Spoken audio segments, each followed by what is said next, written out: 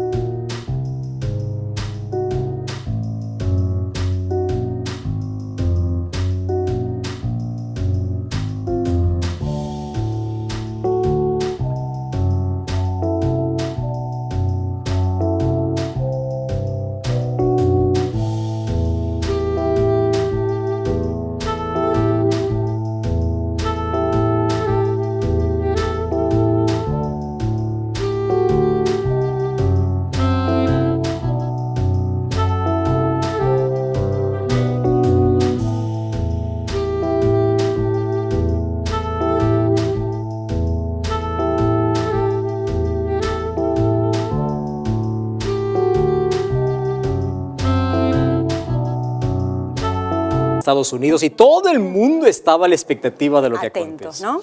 Más ahora también vamos a ser testigos de este fenómeno natural impresionante, creando expectativa y preguntas. Y esas preguntas queremos responder, Carola. Gracias porque me has dejado ya contando las horas para ver ese eclipse. Así, te escuchamos. Gracias ahí por la nota. ¿Cómo está mi amigo? Qué lindo. Hoy traemos una noticia que gracias a Dios no es de tragedia, no es de lo que ocurre día a día en nuestro mundo. Es una noticia que crea una expectativa, ¿verdad? Que sorprende. Y a esto nosotros lo vamos a unir a una palabra que en todo el mundo cristiano se habla cada vez que sucede alguna cosa fuera de lo normal en nuestro planeta, a lo cual se los llama señales. Señales del tiempo del fin. Esto tiene que ver con el tiempo del fin. Estamos viviendo en el tiempo del fin, ¿correcto? Eso para nosotros está claro. Mas estos son señales que fueron profetizadas en la Biblia. Muy bien. Primero, ¿qué cosas son señales? Señales son postes, ¿correcto? Tú ya cuando fuiste a una ciudad aparecen postes en el camino diciendo cuánto falta para llegar a la ciudad. Una señal es un poste que te indica cuánto falta para llegar al destino.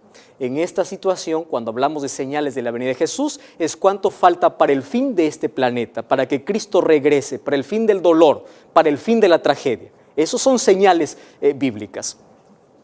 Ahora, las señales nos tienen que emocionar. ¿Por qué motivo? Porque una señal nos dice que estamos cada vez más cerca. ¿Y por qué te estoy hablando señales unidos siempre a estos fenómenos? Porque resulta que en la Biblia Jesús advirtió que en el tiempo del fin habría estos fenómenos que hoy estamos contando. Por ejemplo, el sol se oscurecerá, la luna se hará sangre y las estrellas caerán del cielo. Mas la pregunta que hoy vamos a responder es, ¿este es un cumplimiento de lo que Jesús dijo? Para ello, primero tenemos que ir a la Biblia y encontrar dónde Jesús mencionó esta profecía. Vamos a Mateo capítulo 24, versículo 29. Abre tu Biblia, acompáñame, dice así: inmediatamente después de la tribulación de aquellos días. Ojo con la palabra tribulación, ¿correcto? Este fenómeno no es aislado, está unido a una tribulación. Después de la tribulación de aquellos días, el sol se oscurecerá, la luna no dará su resplandor, las estrellas caerán del cielo y las potencias de los cielos serán conmovidas. Ojo que los fenómenos naturales que Jesús, o sobrenaturales que Jesús está mencionando, está unido a un acontecimiento, tribulación. Para comprender mejor este asunto, vamos al libro de Apocalipsis capítulo 6, versículo 12. Dice así: cuando se abrió el sexto sello hubo un gran terremoto, el sol se puso negro como tela de silicio, la luna se volvió como sangre y las estrellas del cielo cayeron sobre la tierra como la higuera deja caer sus higos cuando es sacudida por un fuerte viento. ¡Wow! Extraordinario. Si nosotros entonces unimos lo que Jesús mencionó en Mateo 24 con lo que Juan declara en esta revelación que recibió en Apocalipsis capítulo 6, encontramos que aquí hay acontecimientos y hay fenómenos que tienen que ver con el sol, con la luna, con las estrellas, que sin duda van a alertar, van a crear expectativa, van a marcar un periodo, y esto sería una señal para que antecede a la venida de Jesús. Para ello, primero tenemos que discutir un asunto que es simple, ¿correcto? Mira, existen fenómenos naturales y fenómenos sobrenaturales. ¿Cuáles son los fenómenos naturales? Los fenómenos naturales son aquellos que son anticipados por la ciencia. Por ejemplo, ahora la NASA nos está diciendo que viene el mayor eclipse de nuestro siglo. Es decir, esto es un fenómeno anticipado y todo el mundo tiene expectativa. ¿Qué cosa es un fenómeno sobrenatural?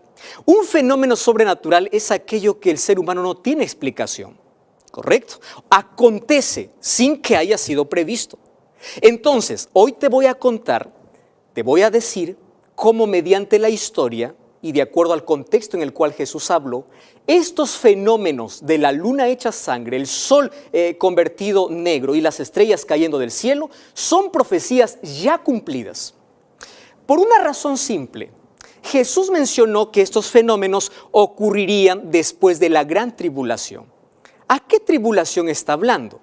A la persecución del cual se mencionó o del cual tuvo hecho en la historia en la Edad Media, que comenzó en el año 538, se fue hasta el año 1798. Es decir, después de un periodo de tribulación, de guerra contra los hijos de Dios, contra los fieles, acontecerá estas señales. Pero la segunda razón, no solo, la primera es porque está unida a la gran tribulación. Dice, después de la tribulación ocurrirá esto.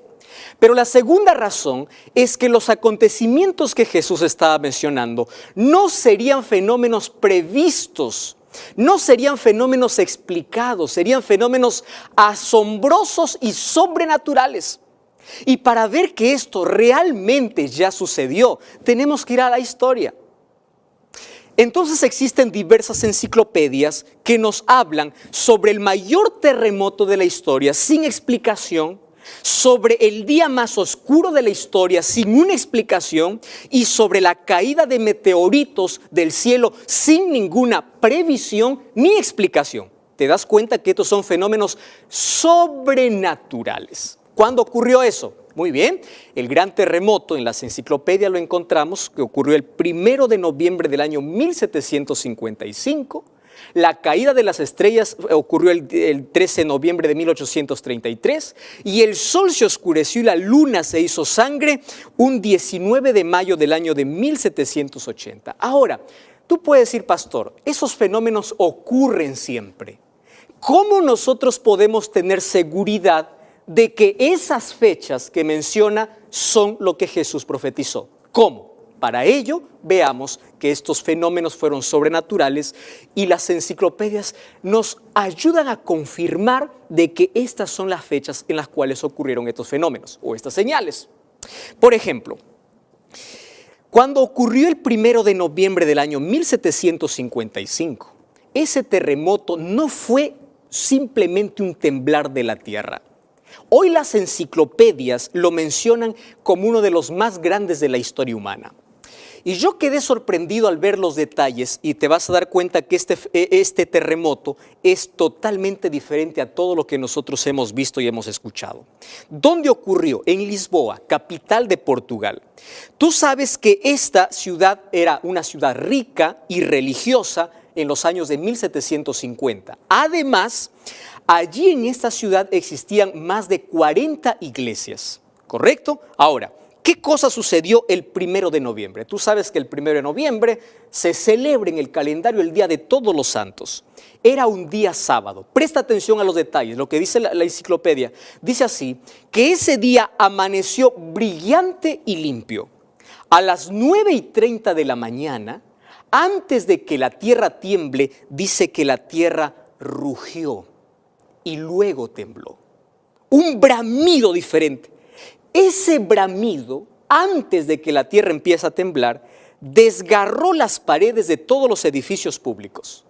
Después de caer todos los edificios públicos, se hizo una pausa y luego de esa pausa la tierra continuó temblando y todas las casas y edificios que habían quedado en pie ahora se desmoronaron. Parecían que eran soplados por el viento. Toda la albañilería, todo el mármol, todos los techos se movían y hacía un ruido terrible. Ahora, hizo una vez más una pausa. Solo que después de esa pausa vino el ataque más feroz. ¿Por qué? Una nube sofocante transformó la mañana en noche. Fíjate que este no es un terremoto como nosotros estamos viendo siempre aquellos que han acontecido en la historia. Entonces, el día se hizo oscuro y después que apareció...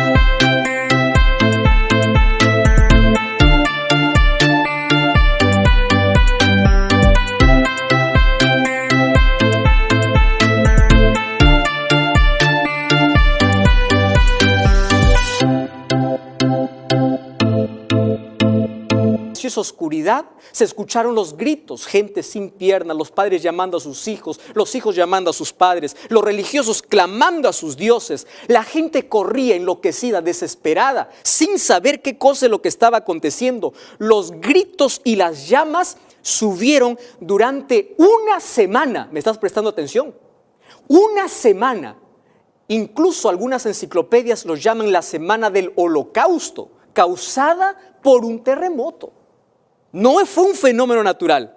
Además, hay algunos geólogos, por ejemplo, el geólogo Sir Charles Lyell, él dice que de la tierra, fuego misterioso, de las hendiduras de la tierra que estaba rajada, salió fuego misterioso. Esto es un fenómeno totalmente sobrenatural. Ahora, ¿cuántas personas murieron? Algunas enciclopedias hablan que murieron 100,000 personas. Las modernas dicen que fueron 60,000 personas, pero fue la mayor catástrofe realizada en todo nuestro planeta y en toda la historia considerada la mayor. Porque no solamente se llevó en Lisboa, sino hasta 1,800 kilómetros, hasta 3,000 kilómetros. Fuera de esta ciudad, la tierra se sintió como temblaba. Y sabes que Thomas Kendrick en 1955 hizo un estudio y él mencionó lo siguiente. Mira lo que dice él.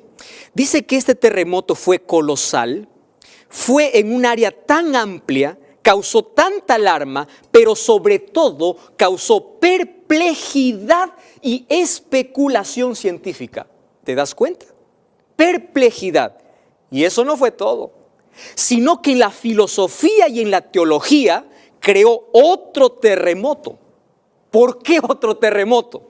Porque allí apareció la figura de Kant, de Voltaire, que ellos incluso en una obra que escriben llamado Cándice, incluye las escenas ocurridas en el terremoto de Lisboa. ¿Y sabes por qué digo que ocurrió un terremoto religioso y filosófico? Porque allí estos hombres empezaron a cuestionar la existencia de Dios. Y ellos llegaron a la conclusión, mira la conclusión que llega después de este terremoto. Dice, si Dios no está interesado en nosotros, nosotros tampoco nos interesamos en Dios. Acabó la era del optimismo, comenzó la era del pesimismo y resultado de eso viene la Revolución Francesa, donde sacan a Dios del escenario, sacan a Dios de la historia. ¿Resultado de qué? De no encontrar respuestas a un fenómeno nunca antes visto.